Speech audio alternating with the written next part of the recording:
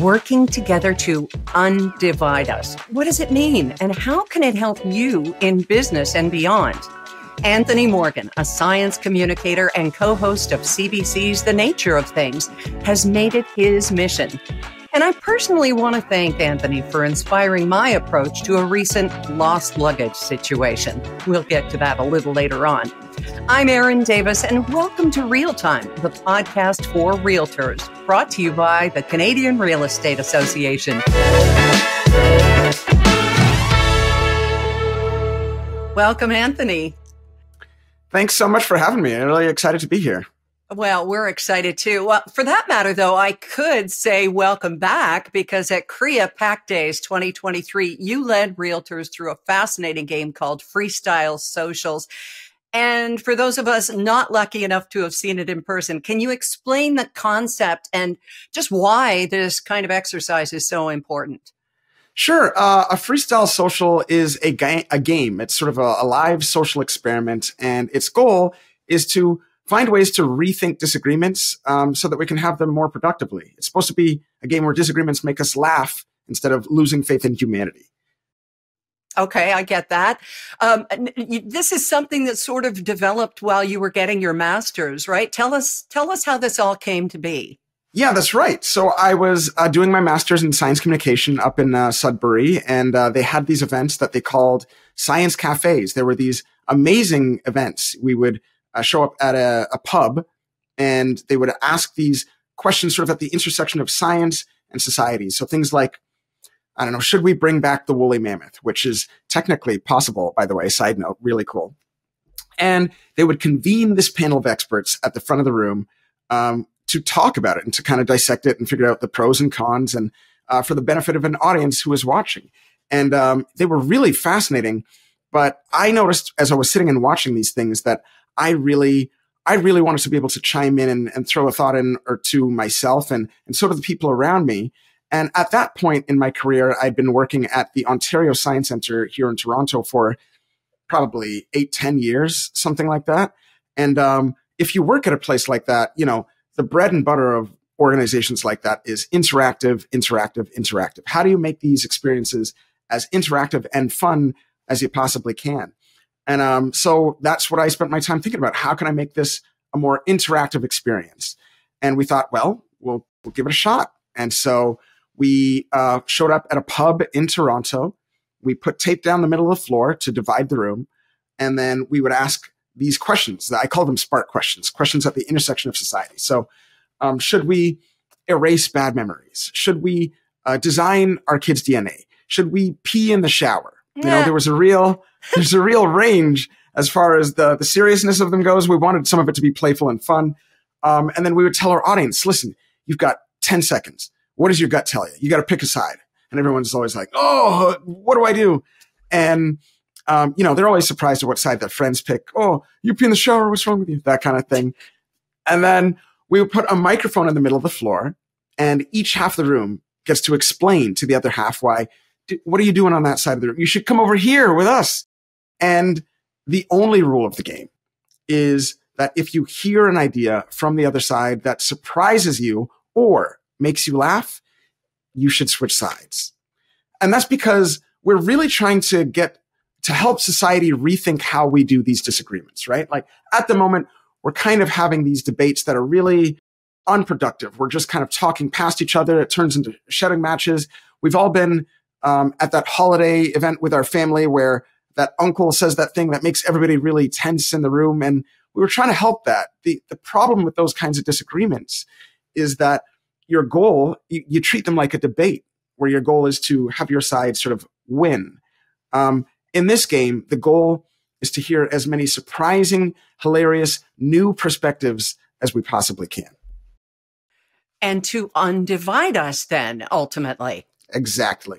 Yeah. We know from part of my research that we are increasingly divided, what researchers call sorted. So it means that if I know how you feel about, let's say, climate change or gun control, then it's increasingly the case that I know how you feel about many other issues. And they're being sorted into sort of left and right. And so I'm trying to kind of help us remember that the lines that we've drawn between ourselves, those lines are a lot blurrier than we realize. On any given issue, you might have a difference of opinion with somebody, but what we try to do with these games is we don't just ask one question. It's not just Kansas City Chiefs or 49ers. We ask many.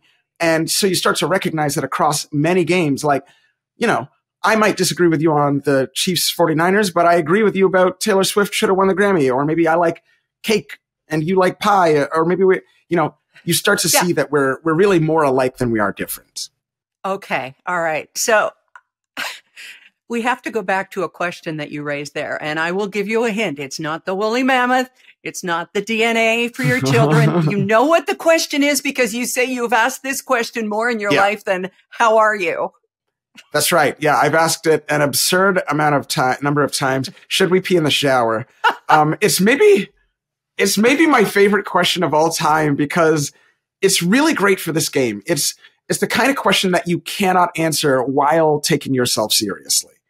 And I just love that because in a lot of these discussions, they don't go well precisely because we do take ourselves far too seriously. We believe that we are the same thing as the answer that we give, right? That answer is our identity. And people, when they're answering a question like, should we pee in the shower? They don't feel that way. They don't feel like this is who I am, what I do in the shower. And for the record, if you have roommates or friends, or to any of your listeners, if you have somebody else who lives in your home, and they say they do not pee in the shower, I've asked this question well over like 6,000, 8,000 times at this point, and I'd say like 80% of people say yes, we should pee in the shower. So if you think you have a roommate who doesn't pee in the shower, you probably have a roommate who thinks we should pee in the shower. Well, first off, thank you for that thought-provoking question and ensuring that we all think of Anthony Morgan in the shower tomorrow. Okay, that didn't sound right, but you know what I mean. So, Anthony, how does it work on a scientific level? Yeah, well, as I say, we are increasingly sorted. We know that we're more and more divided into sort of left and right and black or white. And those kinds of thinking can be really dangerous because when you align more and more of your identities into this one, we call them mega identities, then it becomes easier and easier to see people on the other side as completely different from me, maybe even bad, maybe even evil, maybe even worthy of my disgust and my disdain and my, in some cases, aggression. And that's a really kind of dark pathway that we really want to avoid heading down. And I think a lot of people kind of sense that it's kind of the pathway we're heading on. And, but we're not really sure how we can kind of claw ourselves back from that. This game is designed to help because it helps us to recognize that, well, even though people might be aligned on a few of these beliefs, then on a whole bunch of other ones, they're not aligned. They see things the way that I see them. One principle that you really have to understand, this is maybe the most important thing I've learned in my 20 years as a science communicator, is that before people care what you believe, they have to believe that you care. Mm. I'll say it again because it's really important. Before people care what you believe, they have to believe that you care. We know that from the research that if people dismiss something that I perceive as a real threat to myself, my community, anybody that I care about, if I feel like you're dismissing that threat, then I'm very likely to what's called morally condemn you. So to see you as just a bad person. And then I'm likely to dehumanize you. And we know that from really surprising studies where, I don't know if you're familiar with The Ascent of Man, that very famous kind of depiction of evolution, right? That goes from chimpanzee to slightly more evolved and then all the way to upright. You can present people with a picture like that and then ask them how they think about people who reject threats that you perceive as real. And they consistently put them as slightly less than human. And the more important the threat is, the more we perceive them as less than human. So that's a really kind of surprising and kind of scary outcome. And so the goal really is to start to rehumanize each other and remember that we really are all in the same boat together. We really are all in this together. Yeah. It's very easy to kind of try to cast people who are on the other side of the issue, whatever side of the issue you're on, as, again, completely different from you. And because they're not perceiving the threat that you are, it's easy to morally condemn them. But we really are all on the same team in this. Humans, I am an optimist about humanity because we are the most cooperative species in the history of evolution, as far as we know. And we are able to cooperate in ways that have never, we got to the moon. We've done some amazing things. And I want to make sure that we strengthen that superpower as much as we possibly can. And to me, the key is to just recognize that we're more alike than we're disalike. Yeah, you mentioned the moon, but then there are some people who think it didn't really happen, and yet you maintain your optimism. I think that's really admirable, Anthony. I really am optimistic because what we've seen across time, across history, is that we have found more and more ways to cooperate across time at bigger and bigger scales to the collective good of everybody. It's easy right now to remember that there are some wars on, and those are very dispiriting, and there are some conflicts, and I don't want to take away from the weight of those realities, but I don't want it to overshadow at the same time the greater reality that is the UN set a bunch of these millennium goals. They said by 2025 we want to cut poverty in half, and they blew those goals out of the water. We achieved that in a way faster a time frame than we ever anticipated we would. And those kinds of trends are true across a whole host of dimensions that we measure to capture what human well-being, like how we're doing as far as promoting human well-being goes. And so I'm not an optimist, I'm a scientist. And the science says we should be optimistic. I love that. Thank you. Thank you. I feel better already, and I hope everyone watching and listening does too, Anthony. Now, a lot of your work aims to help people to have better conversations around polarizing issues. So what are some effective strategies for fostering meaningful conversations when people are divided? Yeah, well, I would say the number one thing to do is to lean into curiosity. And that's going to be a tough thing for us to do, but it's a really an important thing for us to do. There's an experiment that taught me this. It's my favorite experiment of all time. It was something that I experienced when I was in first year university, and I was taking a psychology class. And it was this video that my prof put on. And he said, hey, I know something about how you see the world better than you do. And, everybody in the classroom, we all, our eyebrows go up. He's just meeting us. How can he know anything about how we see the world? And he said, well, I'm going to prove it with this video. And it was a video by a researcher called Daniel Simons. And I really want to encourage your viewers you can find it on YouTube. It's amazing. It fundamentally changed the way that I see the world. And it's almost like watching a magic trick. And so you watch this video, and there are two teams of people, one wearing a bunch of white t-shirts, and then the other team is wearing black t-shirts, and they're passing this basketball between themselves. And your only job in that video is to count the number of times the players in white pass the ball between themselves. Now, I don't want to spoil the end of that video because, again, it's really cool. It's kind of like one of those M. Night Shyamalan movies. If I tell you the ending, you're not going to be surprised. Right. So I want you to experience it. But what I learned from that video was that we all have blind spots in our thinking that are, by definition, invisible to us. We don't know that they're there. And the best way to find your blind spots is by talking to people who see things differently than you. And those blind spots, they exist because, your brain is a really wonderful thing. When you set it a goal, you say, I want to achieve this thing, your brain says, great, I'm going to help you out. I'm going to ignore all the other stuff that's not important for your goal. And that means that you miss really big chunks of reality. So because we all have these different goals, your goal produces blind spots for you. My goals produce blind spots for me. And by talking to each other, we can help each other spot them. So if you want to have better disagreements, if you come across somebody who believes we didn't land on the moon or that the earth is flat, it's counterintuitive, but the way in is curiosity, to ask them questions about how they see the world, because it's a really good way to help other people find the blind spots in their thinking as well. Okay.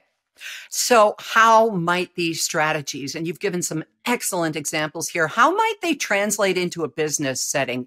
When you're in the thick of a disagreement with someone, how to acknowledge their perspective, even if you don't agree? Or have you just given us, the big hint is to get curious about it? I would say that the thing that it really does is related to this big fancy model that psychologists have. It's called the biopsychosocial model. Scientists are really amazing, but they are terrible at naming things. They make really complicated names for everything. So I'm going to give you a simple version of it. So we'll start by imagining that you're you. You with me so far? I am. Great. And imagine that you're pursuing a goal. All right. So maybe you want to lock down a deal with a client, or maybe you want to buy a new car. Maybe you want to improve your relationship. Whatever your goal is, you're moving towards it, and then you encounter an obstacle to that goal. Maybe you found out that your partner doesn't love the same kind of movies you do. Or maybe you found out that your client has an asking price that's much higher than you were comfortable with. So now the question is, how do you respond?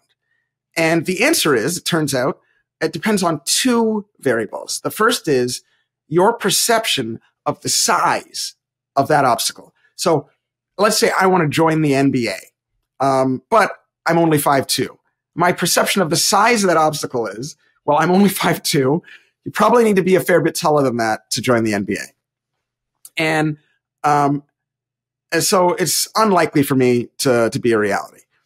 So that's the first variable. What's the perception of the size of the obstacle? The second variable is your perception of the resources you have available to you to solve the problem. In other words, I want to join the NBA. I'm too short, but I've got like Elon Musk levels of wealth. And so I can invest in a surgery to grow the length of my legs. So I've got enough resources to help make sure I can make it into the NBA. The way we react depends on the gap between your perception of the size of the obstacle and your perception of the resources. If there's a gap, then you fall into what's called, I call it the danger zone, the threat zone, where you're less creative, you're less empathetic, you're less open-minded. We're kind of the worst version of ourselves. And so what do you do if you're in that place? Well, you can either change your perception of the size of the obstacle. So you can do that by changing what your goal is. So maybe I'm not going to go for the NBA. Maybe I'll go for, I'll play basketball in like a call-up league, right? Like I can play with some buddies. Right.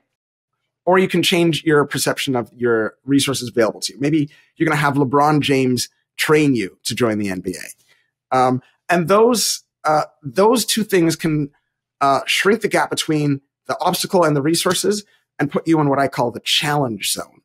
And that, we love that feeling. We live for that feeling. It's the feeling that you have when you're in the zone or you're in the pocket, or you can start to think more creatively. You're more empathetic. You're more open-minded. It's when you're in that flow state. You're the best version of yourself. When you lean into curiosity with somebody who's kind of stuck in their way of thinking, it puts them into that challenge mindset. They don't feel that their identity is threatened. They don't feel like you're trying to attack them. They feel like they get to be a teacher to you. And that puts them in this really kind of calm mindset where they're able to be more open to new ideas and more, ironically, receptive to ideas from you. So most of our intuition is, if you hear somebody say the earth is flat, our intuition says, I got to tell them all the reasons that the earth is not flat. But what we know from the research is, if you lean into curiosity and say, how did you come to that idea? That really is the key to unlocking new ways of thinking about the world. I love that. And as for me, if I wanted to be in the NBA, your advice might be, okay, that's not going to happen, but look over here. There's the WNBA. Let's look at that. So you have to, you can kind of shift the focus too, rather than just pointing at one particular goal. Exactly. And it comes back to what we were talking about before, that our goals shape the blind spots in our thinking. They create them. Yeah. And when you identify those blind spots, you can actually change what's possible. So if I'm trying to secure a deal with a client to make sure that we get a certain number for an asking price, and they're just not meeting it, then what I can do is start to think about, well, how can I rethink my goal? Maybe the goal isn't to get this asking price. Maybe I'll shift the goal to one that's more collaborative. I'm trying to figure out how I can get the best deal I can for me and my client. They'll feel that that you care, and they know that you need to, before they care what you believe, they have to believe what you care. And it puts them in that challenge mindset. And suddenly a world of possibilities opens up, and you're likely to find a solution that you didn't even know was there. Okay. How much of a role does fear play when it comes to a collaboration or a conversation or a negotiation, Anthony? I would say that really depends on how big a challenge you imagine whatever your goal, the obstacle to your goal is. I guess for people in your community, like the kinds of problems you guys are generally engaged with is how do I make sure that you're networking properly and building good relationships with our clients. And maybe you've heard that this particular client is very difficult to work with. And those kinds of rumors can kind of trigger fear in you, right? Like, oh, well, this is going to be a real nightmare for me. Not only is this relationship going to be a difficult one, but they're going to spread rumors about me as a real estate agent, and that's going to hurt my business and my bottom line. Mm-hmm. Those kinds of fears, that's when fears can be really stoked, right? And again, I would say that the solution in those cases is to just notice what's happening in your body, notice that you're in fear, and figure out how you can change your goal to shrink the size of the obstacle and increase your perception of the resources so that you're like, you know what? The goal I had in mind was kind of scary, but this new one is something I can do. And then again, possibilities, they start opening up. Pause, breathe, refocus. Mm-hmm. It's very namaste. It's a little bit hippie-ish, but the science says that it actually kind of works. The neuroscience is there to back it up. Okay. So how does body language play a role in all of this? Yes. I would say that your body language is important insofar as it lets you, yes. So I see you crossing your arms. No good. Those kinds of things can be indicators that you need to notice what your goals are, right? So for each of us, we all have different kinds of fear triggers and different kinds of things that make us feel a little bit afraid.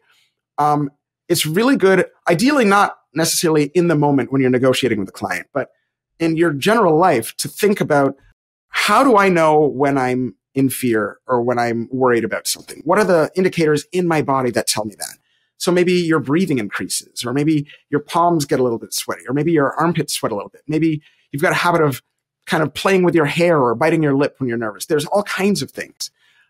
If you can start to notice those little indicators, then when you're in those places where you're a bit afraid, you can say, oh, I notice I'm a little bit afraid. Let me check in and figure out what my goals are right now. And can I shift those goals to bring me into that challenge mindset, to bring me to that place where I know there are some possibilities and opportunities here that I didn't realize existed because of the way that I was looking at things. Okay. I see the guitar in your background. For those of you who are listening, it's a beautiful 6-string and it's blue. So I know you're a guitarist, and I also know you're a Beatles fan because we do our research, So let's talk about Come Together and the whole idea of kind of you and me against the world and not being adversaries, but actually coming together against a common goal. I think this is one of the absolute gems of all of your wisdom, Anthony, if you want to expand and expound for us. Yeah, no, I really, as I said before, I really am an optimist. I believe that human beings are the most cooperative species that we've ever seen on the face of this planet, and we evolved to be that. And it's really easy to kind of believe that, nice guys finish last, and that it's a really Machiavellian world out there where we're all just kind of, it's shark eats shark. Mm. But humans are, by nature, we're really much, much more designed to cooperate with each other, to be interested in each other's well-being. It's when we feel our happiest, the most meaning in our lives, at our best. I think about, so I just got married. Well, thank you. I'm very excited. Congratulations. Thank you very much. And we're looking at starting a family and having kids. And at one level, the idea of having kids is kind of a nightmare, right? Like, objectively, kids are really expensive. They break all your stuff. They never say thank you. They only think of themselves. It's kind of, if you had a roommate like that, you're getting out of here. You cannot live here anymore. Yeah. And yet, if you ask any parent, would you die for your kids? They say, oh, in a heartbeat. Because we think the things that would make us happy are having lots of money or fast cars or whatever. The things that make us really, truly, genuinely happy, the things that genuinely fill us with meaning are finding ways to serve others. That's built into our DNA. And so I guess I'm an optimist because I know that that is true. And eventually we all kind of, not all of us, if we're wise, we recognize that and we move towards that. And I know that seeing people do that is contagious. We start to replicate what we see others do that brings a sense of meaning. So I'm just really optimistic about humans. And, there's a story, maybe I could tell about, why I know that compassion and leaning into that kind of stuff is really valuable. I was moving, about a year and a half ago. I live in Toronto, so, your listeners will know what the Toronto real estate market looks like. And it's not necessarily an easy one to navigate. And so it's one where I had a short time to move. I had about a day and a half notice because I was moving from one apartment to another. And I had to rent a U-Haul. So I rented the U-Haul and I got there on the day to pick it up. And I spoke to the lady at the counter and I asked her, hey, is it possible by any chance that I could have the vehicle for longer than I reserved on the website? I have a limited time and it'd just be helping me out. Mm-hmm. She said, no. And because you asked that, now I can't rent you the vehicle. What? Why? Yeah. Well, so I was floored. I thought I must have misheard. This can't be true. And so I said, is this, I don't understand. Is this some kind of U-Haul policy? And she said, no, I don't think you'll bring it back. And I was shaking. I was so angry. That this woman just saw my face, decided to judge me on nothing more superficial than what I was wearing, I don't know what it was. And I thought, before people care what you believe, they have to believe that you care. And I tried to draw deep on what I know from the neuroscience and the social science. So I walked around outside. I was shaking. I knew I was angry. I walked around outside. I took a breath, and I thought about it. And I tried to think about it from her perspective.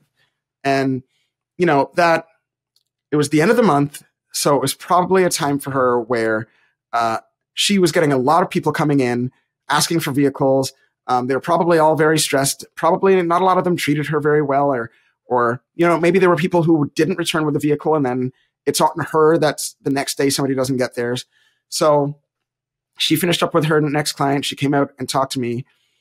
And I said, listen, I know that you probably deal with a lot of people at this time of the month, and that probably a lot of them are not very kind to you. And I want you to know that I don't intend to be one of those people. And immediately her demeanor changed and she started thinking about what she could do to help me get the vehicle. And I got the U-Haul that day. And, I could have been self-righteous and angry and looked at it and said, she doesn't deserve my forgiveness or my understanding or my thoughtfulness or my compassion.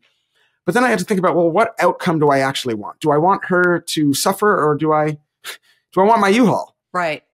And it's to me just the most vivid reminder of the idea that leaning into compassion, it really is, I think, the most powerful tool we have in our toolkit for navigating even the most frustrating disagreements. Yes. And how does that translate to what you say about you and I are going to be on the same side facing this problem together? Because you approached her not only on a human level and saw her humanity and kind of put yourself into a place of empathy and compassion, but also how can we solve this problem together? Anthony, how did that work there?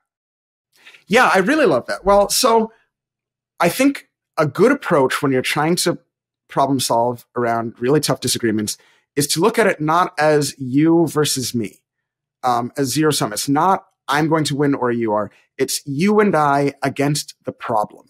Yes. Yes. And that framing is just so much more effective for problem solving because it takes you both out of that threat mindset. It puts you both in that challenge mindset where possibilities open up. And so reminding the person you're engaging with that is your goal explicitly. Say it out loud. I want to make it clear that I don't want this to be something where I win or you do. It's you and me. This is the problem we're teaming up together to face down. How can we put our resources together to tackle it? Oh, I love that. I love that lesson. And just as a quick diversion, I put it into use just last week after having spoken to you first. And this is my way of doing things anyway, was landing at the airport here at home and my luggage wasn't there. Now, it was at home, so I didn't really need everything in it. But I walked up to the desk for the airline and I said, Bradley, okay, my suitcase didn't make it. How do we go about doing this? And I did it with a smile. And my husband said he noticed as we approached, the guy had a face on him like he'd had a day, because we know that they have to face all the angry travelers, right? He said, but when you were done with him, and then I introduced the next people in line behind me, I turned to them and I said, amazing. This is Bradley. He's going to make your night a lot better. And the guy could have hugged me. Amazing. And I got my bag the next day. So it just, again, it's compassion. It's realizing that the person you're speaking to is another human being and they're having a day as well. I know. Exactly. It sounds so Mr. Rogers' Neighborhood when you think about it, Anthony, but it really is true. And there's something else you've talked about the power of critical thinking. Now we're getting back into the less Rogers Neighborhood kind of end of things here. Sure. Our guest on episode 43, Peter Mansbridge, you may have heard that name. I like to drop it. Sure. He talked about that very thing. So what's your take? What's the power in critical thinking? And how can we train ourselves to think more critically, especially in business? We've talked about, real life. And this conversation is, I hope, as useful and helpful to people in real life. But let's go back to business here for a moment. Sure. Yeah. No, I love to talk and to think about critical thinking. It's actually part of what I study for my research at my lab. And researchers have all kinds of really complicated theories and ideas about it, but I've distilled it down to what I think is a really digestible way of thinking about it in something I call the 5 C's. They're just really good habits of mind to engage in if you want to practice critical thinking. And the first of those is what I call curiosity. It's the recognition, as I said earlier, that we all have blind spots in our thinking that are by definition invisible to us. We don't know that they're there. And those blind spots, they genuinely shape the reality that is possible, right? If you, maybe there's something called the 9-dot problem. Maybe you can try this. Do you have a piece of pen and a paper with you? Well, I do. And wouldn't you know it, it's a realtor's pad. I get these in the mail. What are the odds? What are the odds? Okay. And so this is a problem that your listeners can do on their, if they got a pen and paper handy. It's really easy. You're going to draw 9 dots in a grid on your paper. All right. Done. And then your goal is to connect all 9 of those dots using only 4 lines. Yeah, so it looks just like that. That's right, a grid pattern. Now connect all 9 of those dots using only 4 lines. And the kicker is you cannot lift your pen off the page. So all 4 lines have to be connected. Okay. So as you're drawing this, I'll let your listeners know that the success rate, so that's 5 lines. That's very close. You only had 4. It's tricky. How many lines? 4 lines. The success rate for this is something like 0%. It's called an insight problem. And that is exactly the way that I reacted when I first encountered this problem as well. Okay. But I'm going to try to show you how to solve it. I'm going to see actually if I've got a piece of paper handy. Okay, so we've got these 9 dots here. Most people will unconsciously imagine a box that they have to stay within. Yeah. But the solution lies outside, literally outside the box. So you start with 1 line, you draw up, and outside of that imaginary box, 2, 3, and 4.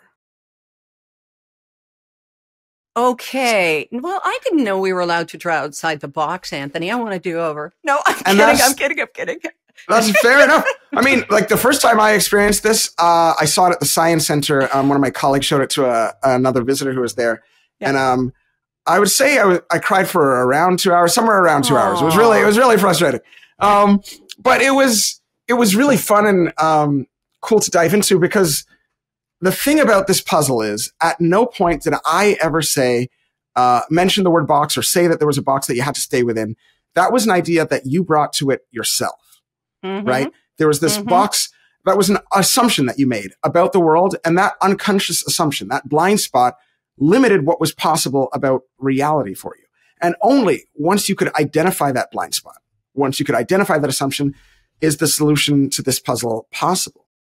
And so we all have these blind spots, and playing with those blind spots is the key to being innovative and creative. But the problem is they're by definition blind spots, right? You don't know they're there. How do you find them? And the answer is collaboration, is to talk to people who see things differently than you. So the first 3 C's of critical thinking are curiosity, so asking for help, finding your blind spots and playing around with them. Curiosity, creativity, and collaboration. Now, the trouble is, these things can often make us a little bit nervous to do. And so you have to lean into calm and courage. You've got to be willing to notice what your goals are, what your unconscious assumptions are, and be willing to accept comfort over courage, to kind of be willing to be taught by people who maybe you don't agree with or maybe don't even like that much, and let them teach you something about how you might see the world. So I think as long as you practice curiosity, creativity, collaboration, calm, and courage, you are practicing good critical thinking. Wonderful. Can we end on the Wikipedia note, please, as just the perfect example of collaboration, Anthony? I love this. Yeah. So where to start with this? I love Wikipedia because there are lots of places on the internet where we disagree. I mean, it feels like most of the internet is people just yelling matches. It's just a big dumpster fire. Yep. And there is one place on the internet where disagreements not only don't make people polarized, they actually unpolarize people. And that is the most successful encyclopedia of all time, Wikipedia.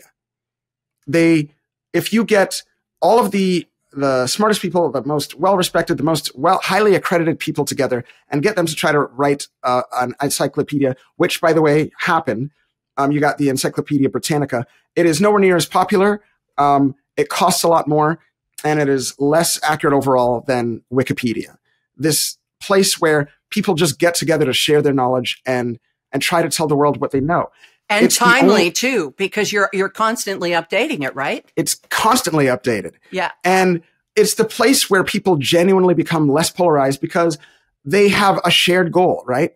It's not you versus me. It's you and I versus the problem. We're trying to accurately describe the world. So that means that I have to describe it in a way that even somebody who disagrees with me would agree, and vice versa. And it turns out that actually makes, like, we've done studies on it, it actually makes people less polarized. And it's just the most amazing example of how this kind of radical collaboration can genuinely be a huge net benefit for the world and can transform the world. Well, thank you. Thank you for collaborating with us here today. And we so appreciate your insight and wisdom. Anthony, it's been a pleasure. It's been a genuine pleasure. Thank you so much for having me. I really appreciate it. Fantastic. And what a great conversation with Anthony. Now, as a realtor, you know your relationships fuel your business. Doesn't it always come back to compassion and collaboration, even if you disagree with someone? I mean, the science doesn't lie, right? If you want to learn more about Anthony's fascinating work, including his hilarious game, Freestyle Socials, it's all on his website, anthonymorganscience.com. Oh, and if you want to try that attention test that Anthony mentioned, just Google Daniel Simon Selective Attention Test, or you can find the link in our show notes. It's all right there. Real Time is brought to you by the Canadian Real Estate Association, CREA, and is a production of Alphabet Creative with tech support from Rob Whitehead. For more real estate resources, tools, and insights, visit us anytime at crea.ca. If you liked this episode of Real Time, check out our other episodes, and please do rate and review our show. We always appreciate it. I'm Erin Davis. Thanks for being here, and we'll talk to you again soon on Real Time.